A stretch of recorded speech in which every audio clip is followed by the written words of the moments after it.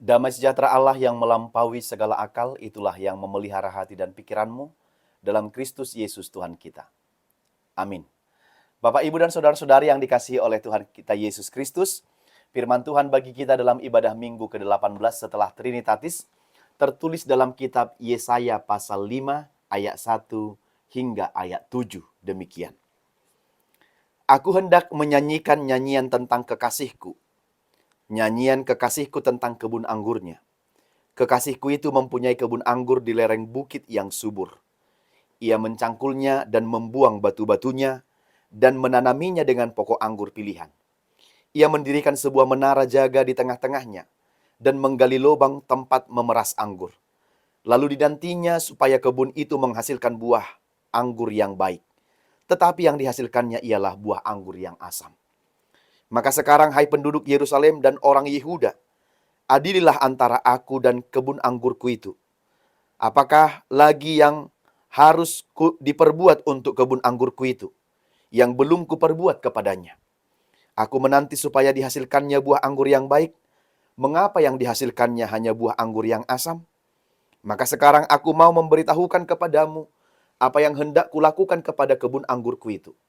Aku akan menebang pagar durinya sehingga kebun itu dimakan habis, dan melanda temboknya sehingga kebun itu diinjak-injak. Aku akan membuatnya ditumbuhi semak-semak, tidak dirantingi dan tidak disiangi, sehingga tumbuh putri malu dan rumput. Aku akan memerintahkan awan-awan, supaya jangan diturunkannya hujan ke atasnya. Sebab kebun anggur Tuhan semesta alam ialah kaum Israel, dan orang Yehuda ialah tanam-tanaman kegemarannya. Dinantinya keadilan tetapi hanya ada kelaliman. Dinantinya kebenaran, tetapi hanya ada keonaran. Demikian firman Tuhan. Bapak, Ibu, dan saudara-saudari yang terkasih dalam nama Tuhan kita Yesus Kristus, pernahkah Anda kecewa? Kalau kita diberikan pertanyaan ini, pernahkah Anda kita kecewa? Mungkin kebanyakan dari kita akan menjawab, pernah. Kita pernah dikecewakan oleh seseorang, kita pernah dikecewakan oleh keadaan. Jangankan pernah, mungkin sering kita mengalami kekecewaan. Siapakah yang mengecewakan kita? Mungkin kita bilang, ya orang-orang yang dekat dengan kita. Atau keluarga kita, teman kita. Atau orang yang kita kenal. Saudara kita. Atau suami, istri, anak-anak, dan sebagainya. Mengapa kecewa terhadap manusia? Kalau kita kecewa terhadap manusia, karena memang manusia mudah sekali berubah dalam hidupnya. Apa yang dia bilang kemarin belum tentu itu hari ini dan itu besok. Maka kadang kita menemukan kekecewaan ketika kita meletakkan semua kepercayaan kita kepada manusia. Ketika kenyataan tidak sesuai harapan, kita juga kecewa. Ketika orang lain ingkar terhadap janjinya, kita kecewa. Banyak yang membuat kita kecewa di tengah-tengah dunia ini, Bapak, Ibu, dan Saudara. Manusia mudah kecewa dan mengecewakan. Yang tidak sepatutnya adalah kalau kita kecewa kepada Tuhan.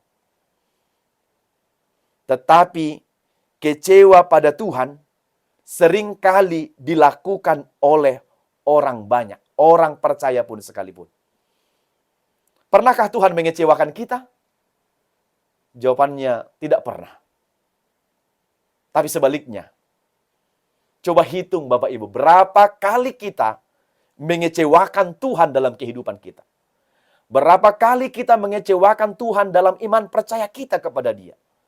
Dan berapa kali kita membuat kecewa orang lain, mengecewakan orang lain atas sikap, tindakan, dan perbuatan kita kepada sesama kita, terlebih kepada Tuhan. Demikianlah dengan firman Tuhan yang kita dengarkan pada minggu hari ini tentang kekecewaan Tuhan kepada umatnya Israel. Tentang kekecewaan Tuhan terhadap umat pilihannya yang sudah dipilihnya. Yang diharapkan memberikan buah yang manis, tetapi malah memberikan kekecewaan. Menghasilkan buah yang asam. Yang diharapkan membuat senang hati Tuhan yang memilihnya, tetapi malah mendukakan hati Tuhan. tentu Tuhan kecewa dalam hal itu. Maka dalam hal ini, Nabi Yesaya mengibaratkan, memberikan penggambaran sikap orang Israel itu dengan nyanyian kebun anggur. Dijelaskan dalam firman ini, kekasihku itu mempunyai kebun anggur di lereng bukit yang subur. Jadi Israel lah yang dimaksud dengan kebun anggur milik Tuhan Allah itu. Israel lah yang disebut dengan kebun anggur milik Tuhan Allah itu. Lalu oleh Yesaya, dia mau menggambarkan Tuhan yang adalah kekasihnya itu, digambarkannya, beginilah Tuhan terhadap kekasihnya umat Israel. Jadi Yesaya yang mengasihi Tuhan itu menggambarkan kira-kira seperti inilah nyanyian Tuhan Allah itu kepada umatnya Israel yang adalah kekasihnya tetapi mengecewakan dia.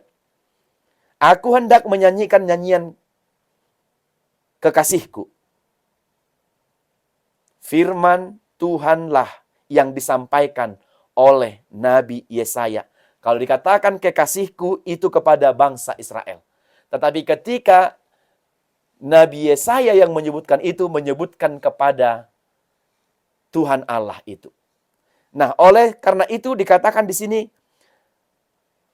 dalam ayat yang pertama, aku hendak menyanyikan nyanyian tentang kekasihku. Nyanyian kekasihku tentang kebun anggurnya. Kekasihku itu punya kebun anggur. Kita lihat, kekasihku itu disampaikan kepada bangsa Israel. Kalau kita baca nanti dalam Keluaran 19 ayat 5, bahwa bangsa Israel lah bangsa pilihan Tuhan. Bukan bangsa yang terbesar, tetapi ini adalah bangsa yang kecil. Tapi karena kasih Tuhan, mereka dipilih. Mereka diberikan kekuatan. Bahkan dengan segala upaya, Tuhan mengeluarkan mereka dari perbudakan Mesir. Seperti dalam Ulangan 7 ayat 7-8. Memang Israel adalah kekasih Tuhan, umat pilihannya yang dibawa dalam sejarah perjalanan bangsa Israel itu, menunjukkan kasihnya kepada umat manusia. Tuhan memakai bangsa Israel, memilih bangsa Israel dalam perjalanan keluar dari Mesir itu. Mereka melakukan sakit hati Tuhan karena mereka ragu terhadap penyertaan-penyertaan Tuhan. Tapi Tuhan tetap tidak membuang mereka. Meski banyak sekali pelanggaran kesalahan yang dilakukan oleh bangsa Israel itu, Tuhan tetap mengasihi, Tuhan tetap menyayangi, Tuhan selalu mengampuni, Tuhan selalu menasihati, melalui perintah, melalui Taurat, melalui peringatan-peringatan Tuhan, melalui para imam, para nabi, para utusan-utusan Tuhan untuk mengingatkan bangsa dan umat pilihannya itu. Sebegitu sayang Tuhan kepada bangsa dan umat Israel. Benar-benar sangat dikasihinya. Begitu Tuhan sangat mencintai mereka, memilih dan menjadikan mereka bangsa pilihan. Kalau dikatakan pilihan tentu memperlakukannya berbeda ketimbang yang lain. Mereka diperlakukan istimewa. Namun dari alasan inilah kita tahu jelas mengapa Yesaya menyanyikan tentang keberadaan Israel itu. Nyanyian karena kepedihan hatinya terhadap Israel. Kekasih Tuhan itu. Jadi bukan nyanyian sukacita. Tetapi nyanyian ini adalah nyanyian kesedihan hati atas perbuatan mereka. Meski mereka begitu sangat dikasihi oleh Tuhan, namun mereka mengecewakan Tuhan. Mereka sudah dikasih hati, malah mereka melakukan yang tidak benar. Mereka melakukan kejahatan. Kenapa? Jelas, sebab Tuhan pemilik kebun anggur itu sudah begitu lelah. Sudah begitu capek melakukan yang terbaik untuk kebun anggurnya. Sudah bekerja penuh dengan kerja keras, dengan segenap tenaga, dengan segenap kekuatan untuk kebun anggurnya itu. Tuhan sudah mengerjakan segala sesuatu yang terbaik bagi bangsa Israel. Namun tidak dapat berbuah seperti yang diharapkan oleh pemilik kebun anggur itu. Malah buah yang mereka hasilkan adalah buah yang tidak baik. Buah yang asam. Buah yang asamlah yang dihasilkan oleh tanah yang subur itu. Kalau ada tanah yang subur, kita sudah membuat segala sesuatu, unsur-unsur yang membuat tanah ini subur, tetapi tetap menghasilkan buah yang mengecewakan, tentu kita kecewa juga. Karena tidak sesuai. Harusnya tanah yang subur itu menumbuhkan tumbuhan yang baik dan buah yang manis serta buah yang lebat.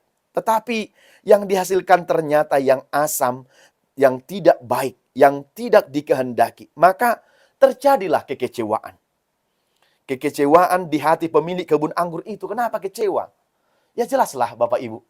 Kita aja yang menanam tanaman, sesuatu tanaman kita tanam di pekarangan rumah kita, yang tadinya memang tanaman ini adalah tanaman berbuah, tetapi ketika kita tanam, kita tunggu 1 tahun, 2 tahun, dia bertumbuh, daunnya lebat, kita tunggu 3 tahun, 4 tahun, 5 tahun, tidak berbuah, kita tunggu lagi tidak berbuah, kita tunggu tidak berbuah, kita tunggu berbuah, tiba berbuah busuk, tiba berbuah asam, tentu kita kecewa.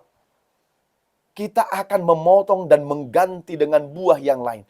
Kalau kita yang adalah manusia juga memiliki kecewaan terhadap apa yang ditanam oleh tangan kita sendiri, begitu juga dengan Tuhan kecewa terhadap kebun anggurnya itu. Pemilik ini kecewa terhadap kebun anggurnya itu. Sebab sudah ditanam di tanah yang subur, sudah dicangkoli, sudah dibuang batu-batu dari tanah itu, supaya tidak menghalangi pertumbuhan anggur itu.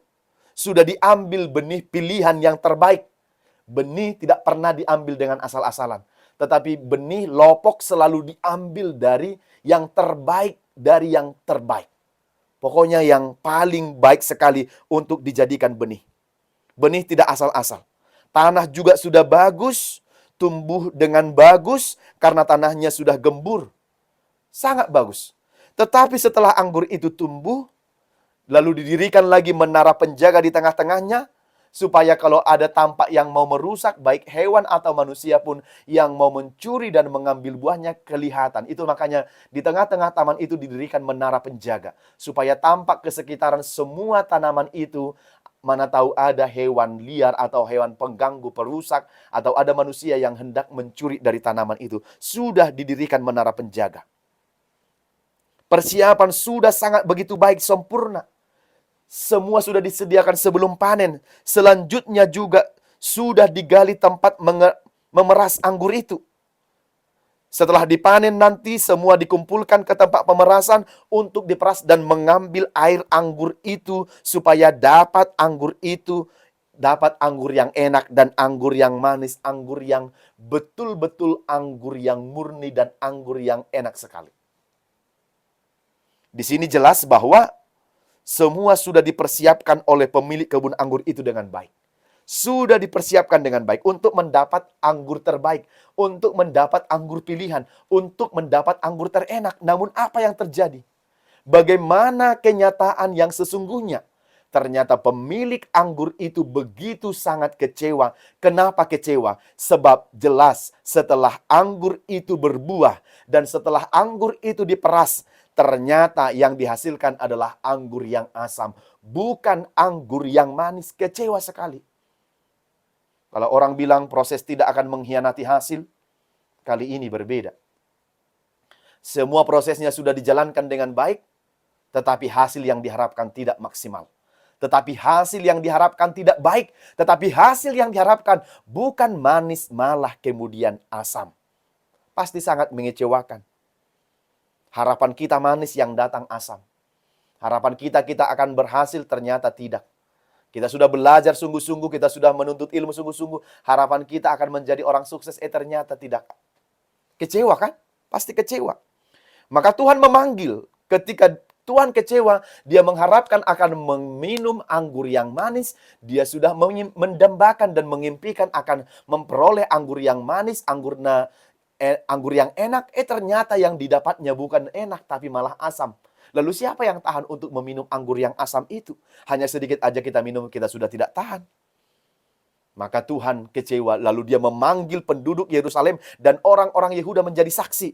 Lalu dia katakan, meski Tuhan kecewa akan buah anggur yang asam itu, namun tidak langsung mencabut atau tidak langsung mematikan. Tidak langsung menebang pohonnya. Tidak langsung melakukan hal yang seperti itu. Namun dia memanggil penduduk Yerusalem dan orang-orang Yehuda menjadi saksi untuk menimbang apa yang harus dilakukan untuk kebun anggur itu. Apa yang harus dilakukan untuk kebun anggur itu? Namun, kenapa penduduk Yerusalem dan orang-orang Yehuda tidak memberikan jawab apa-apa? Tidak memberikan jawab apa-apa. apa-apa. Karena apa? Yerusalem dan Yehuda itu adalah bahwa pemilik kebun anggur itu lebih tahu apa yang harus ia lakukan terhadap kebun anggurnya ketimbang mereka. Jadi yang mereka adalah hanya diam. Biarlah pemilik kebun anggur itu yang menimbang apa yang akan dia buat terhadap kebun anggurnya itu sendiri. Karena itu adalah kebun anggurnya sendiri. Karena itu adalah umat dan bangsa pilihannya sendiri. Maka melalui pertanyaan itulah begitu sangat jelas bahwa pemilik kebun anggur itu sangat kecewa. Seperti kekecewaan yang tidak terobati.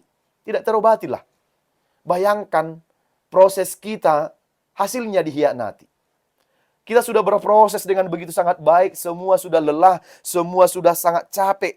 Sia-sialah kita rajin, sia-sia juga ketekunannya mengerjakan kebun anggur itu, mengusahakan, menyiangi, mengambil tanaman-tanaman pengganggu. Namun, malah yang asam dihasilkan, malah yang tidak enak dihasilkan.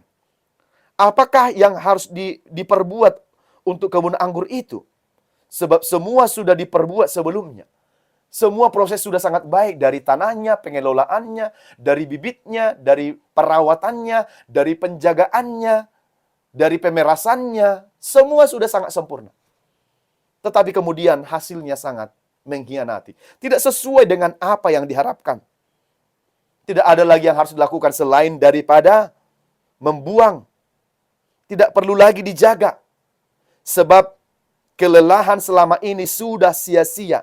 Habis sudah waktu dan energi bermandi keringat untuk mengolah tanah, melakukan dengan sekuat tenaga kita, menghabiskan energi, mengambil batu-batu, menanam, menghabiskan banyak waktu, namun buahnya asam, buahnya tidak berguna sama sekali.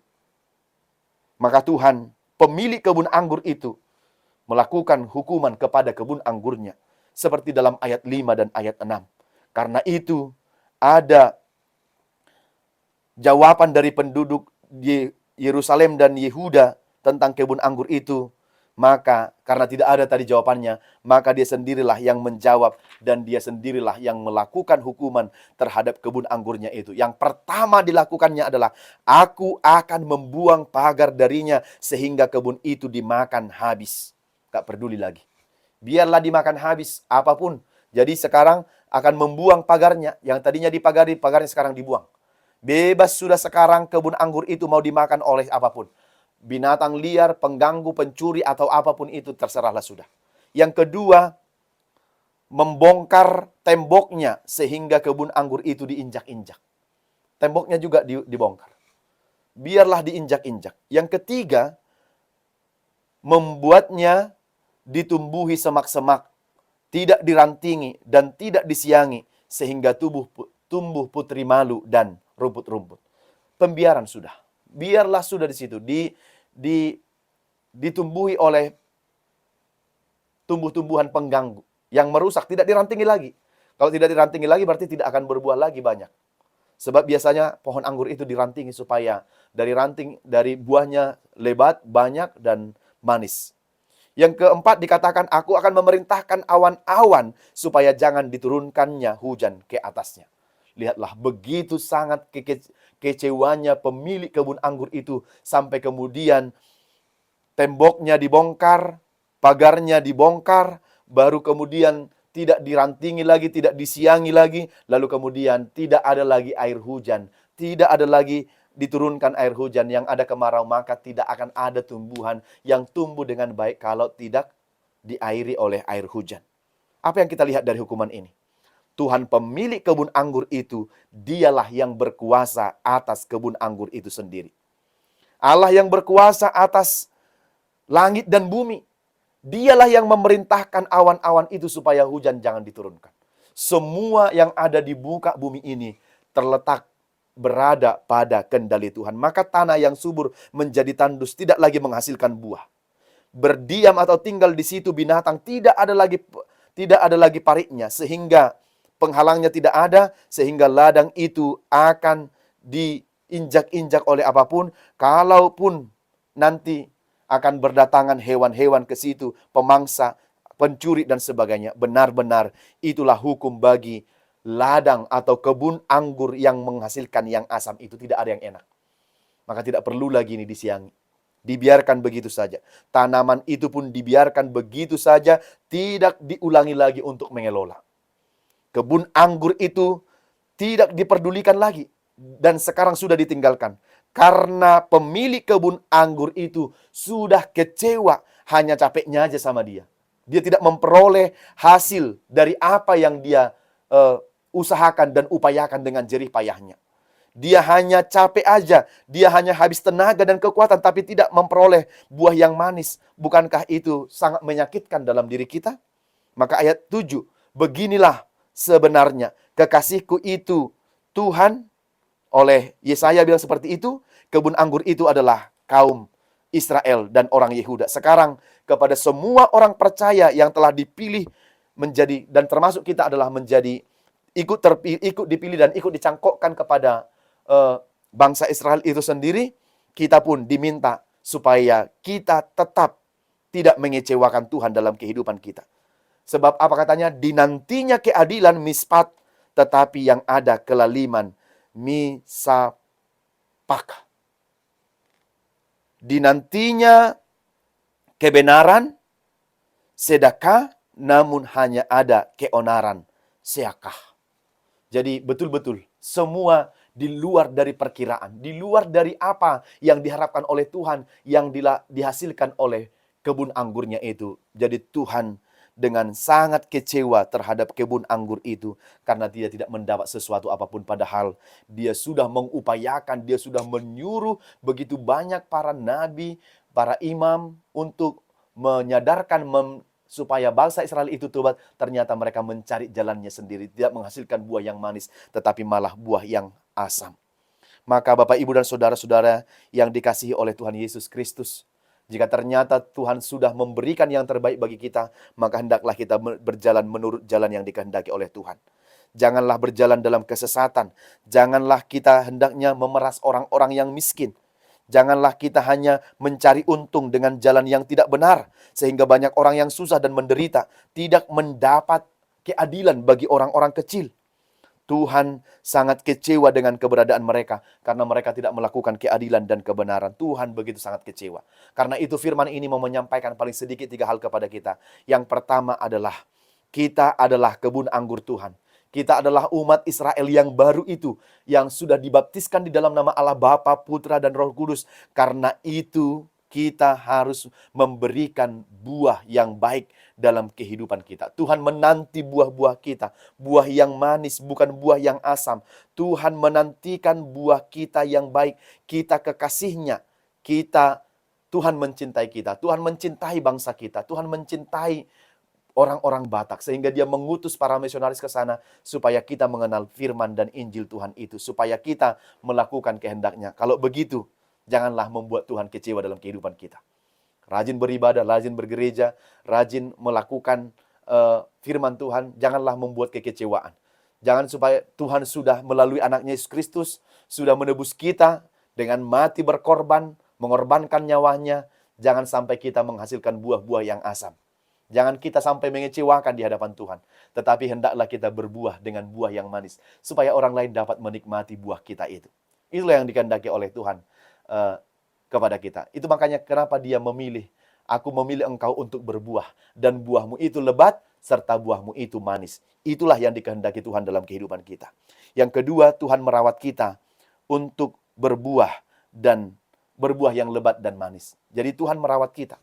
Lewat kehidupan kita, lewat perjalanan karir kita, pekerjaan kita, dimanapun kita berada, Tuhan merawat kita untuk terus berbuah, dan buah kita manis. Jadi Bapak Ibu, dimanapun Anda bekerja, dimanapun tempat Anda melakukan aktivitas Anda, pekerjaan Anda, tanggung jawab Anda, di keluarga, di rumah, di tempat pekerjaan, hasilkan buah-buah yang manis, hasilkan buah-buah yang lebat, ya, yang menjadi berkat bagi banyak orang.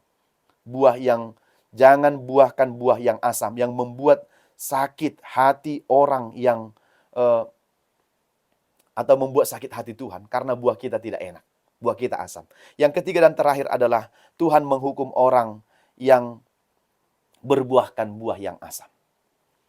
Karena ketika Tuhan sudah mengarahkan, Tuhan sudah mengupayakan melalui siapapun, melalui para hambanya, nabinya, tetapi kita tetap bertahan pada kejahatan kita, kenakalan kita, kejogalan kita, tetap membuahkan buah yang asam, tidak mau berubah, tidak bermaksud untuk dengan pertolongan Tuhan mengubah buah kita itu supaya menjadi manis, maka kelak Tuhan akan menghukum orang yang terus membuahkan buah yang asam dalam kehidupannya.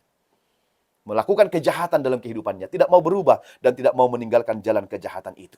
Maka oleh karena itu, kita telah ditebus, tidak dibebaskan melalui Tuhan Yesus. Maka kita juga harus melakukan keadilan dan kebenaran bagi sesama kita. Melakukan keadilan dan kebenaran dalam diri kita untuk kehidupan banyak orang, untuk kehidupan yang seluas-luasnya. Kita harus terus melakukan keadilan dan kebenaran. Karena Tuhan sudah melakukannya untuk kita. Dia berlaku adil untuk kita dan Dia melakukan semua yang terbaik dalam kehidupan kita. Terpuji dan dimuliakanlah nama Tuhan. Lakukanlah keadilan dan kebenaran di dalam kehidupan kita. Amin. Tuhan Yesus memberkati.